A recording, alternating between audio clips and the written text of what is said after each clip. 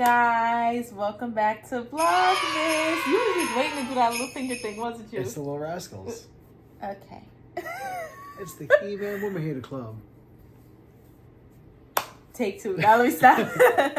Alright, boom. We're not going to make this video long. We are just here to talk about basically what love has taught us in 2024. Yeah, as you guys know, we have been married now for about 1 year and 6 months. So we already did a video about like a year married and all of that stuff. You guys want to check that out.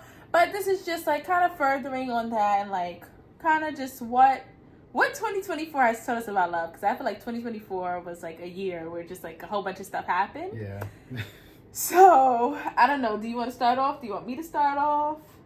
I guess I could start off. Okay. So, in the grand scheme of love and all that stuff over these last few years, I've learned a lot of recently has been just having grace over everything and how God has grace for us. Mm-hmm. And like, that's unimaginable. I've been trying to understand that recently a lot. I know I've talked to you about it. It's really hard to comprehend. I'll never comprehend it because we're talking about God now. But to have grace and be like, all right, there's things that typically I would get annoyed at maybe, or typically I would be like, all right, this is just make like a slight comment, but to like, yeah, you know, but like to like sit there and think and be like, hey, this person's probably going through something, you know, or hey, you know, Kia's probably just like having like a bad mood, and instead of like harping on it and adding to it, instead because I love her, I can enact grace now because I learned that because of loving her, or from other things that happened in my life too that happened recently where grace became a thing, or you know, I don't want to go on like rants. I'm sorry, my bad. 2 rants. Cut. But like in the last couple of years, love and being able to control myself, you know, with the grace of God, obviously on top of that, I couldn't do it without God, but to not get upset about things that would normally be upset, or to give up, you know. There's plenty of times where we've had arguments, we've had really serious things happen where we're like, hey, maybe this ain't it, you know, before we were married, and to like plant your feet and stick through is like, you know, that alone is a testament of love. And I want to say we're not talking about cheating, by the way. Yeah, no. At all. Definitely not. We're against that. Totally against Respectfully. that. You gonna put that out, right? Nope. Really, anyway. But just like running into issues in the dating culture, you know, especially in America, it's while you're dating and there's something wrong with this person, well, go to the side or, you know, just get rid of them all together and find someone new. And you're never going to find someone who is legitimately going to be 100% perfect. There's always going to be things that, you know, will bother you, you know, and things that the other person has little quirks that may or may not, you may not find cute, that you might actually find annoying. So not that you have any of that stuff, by the way. You're the closest thing to amazing as I can find. But there's got to be a point where you're going to be like, all right, I love this person. Do I want to get rid of it, or do I want to keep going? So if you love someone, you will kind of just take those things with stride and be like, hey, the good far much more outweighs the bad, regardless of how small or big it is. So, and to have that effort and do all that stuff, for me, is like the love. And in 2024, there was a lot of that happening, of, you know, just stupid arguments. We're a new married couple, you know, whatever we could fight about, we did. So, you know, we did a lot of growing up with that in terms of love. Yeah, a little rambling, some rambling going on there. Okay, I'll try to keep my part short. I'm gonna have to re-record this separately. Oh my gosh, please no. Agree with what you said. I think grace is definitely something that I like have learned about love in 2024.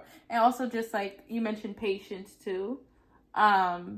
Hyperbole, yes. Because like there are things that like make you like super excited, right? That you like to talk about a lot. And there's things that like may be the same for me. And like, let's be honest, sometimes we don't necessarily care about it as much as the other person does, right? I care about everything you're talking about. What are you talking about? Anyways, but like instead of me just shutting you down or you just shutting me down, it's like just be patient. Like that makes them happy. So support them in this, even though it may not be like the thing that makes you jump up and down, but like you support them in this and you like love them and you be patient, you know, with your spouse, because that's who you have, you know what I'm saying? And I did like what you were saying too about the quirks thing, because me and my mom talk about this a lot, like how stop. No, about like how, you know, you're not going to find anyone perfect, but you have to ask yourself, is this person's quirk something that I'm willing to put up with it? If the answer is yes, and it outweighs, you know, all of the other things, if the answer is yes, and all of the good things outweigh the quirks, then you're okay with that. But if it's not, then you have to reevaluate, is this a person that I'm willing to put up with? You know what I'm saying? And there's like things where I'm like, I don't really like that.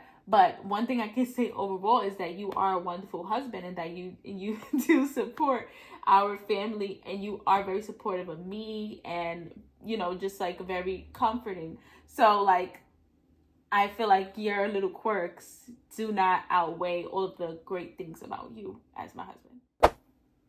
Scene 3. Okay.